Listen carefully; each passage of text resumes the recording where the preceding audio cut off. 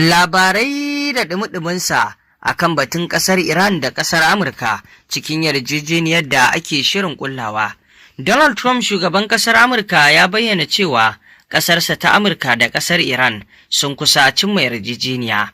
Shin da gaske ne an kusa cimma yarjejeniyar? Ko kuma a'a batu ne irin wanda Trump ya saba yi, ya fito ya faɗa ba tare da hakan ya bayyana ba?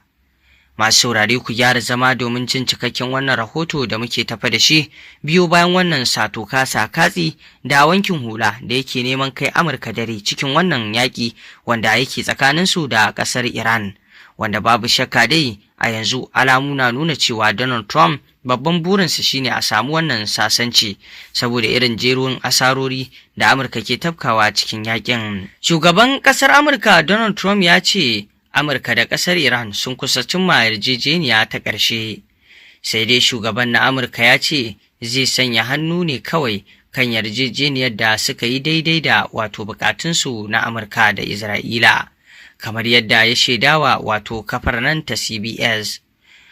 Yana cewa za a cimma yarjejeniya ta ƙarshe kawai idan Iran ta amince ba za ta mallaki makamin nukiliya ba, kuma za su miƙa sinadarin uranium ɗinsu, idan kuma ba haka ba, ba zai yiwu a tattauna ba.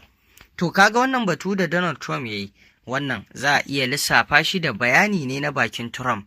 Ta yaya za a yi ƙasar Iran da ta hau teburin naƙi akan ba za ta fasa shirinta na mallakar makamin nukiliya ba, kuma ba za ta ba da sinadarinta zuwa ga wata ƙasa ba. Kuma sana yanzu Donald Trump ya bayyana cewa ana shirin cimmawa, an kusa cimma yarjejeniya ta ƙarshe, kuma sannan ya yi batun cewa ba za su cimma yarjejeniya ba har sai ƙasar Iran ta aminta ba za ta mallaki makamin nukiliya ba, kuma sannan za ta miƙa sinadarin uranium ɗinta.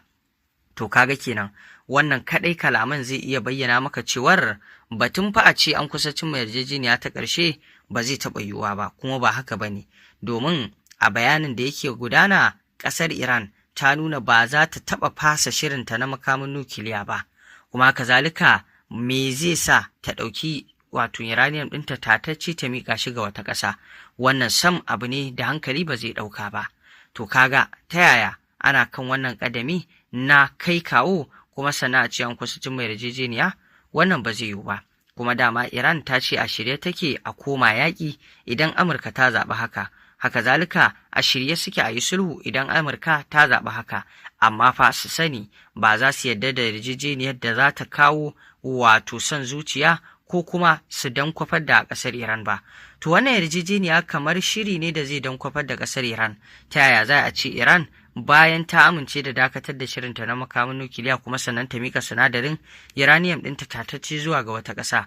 Wannan ba abu ne da hankali zai ɗauka ba ta yadda za a yi Iran ta aikata irin wannan abu, domin fa Iran idan ta ci ta dakatar da shirinta na makamin nukiliya ta kuma mika sinadarin uranium ɗinta, to tamkar ta kashe kanta ne a wajen waɗannan ƙasashe na Amurka da Isra'ila, domin kowa ya san wannan ƙasashe ba za su taɓa barin ƙasar Iran ta zauna lafiya ba. Samun lafiyar ƙasar Iran ma da ɗaukakarta ta zamanto babba, to shine tafi mallaki wannan makami na nukiliya. Wannan shine dai babban abin da ake kallo Iran za ta yi shi ta zauna a ƙalau. To kuma sai gashi a yanzu bayanin nan na Donald Trump da yake yi ba za su cimma yarjejeniya ba har sai sun dakatar da wannan shiri nasu. To kaga kenan ƙarshe watakila sai dai a tafi zaɓi na biyu, komawa yaƙi, domin alamu na nuna haka. To masu saurare, me za ku ci cikin wannan rahoto da muka kawo muku? Mun gode. Ku ci gaba da bibiyar rahotannin labaran wannan tasha tamu domin sanin abubuwan da ke faruwa a duniya.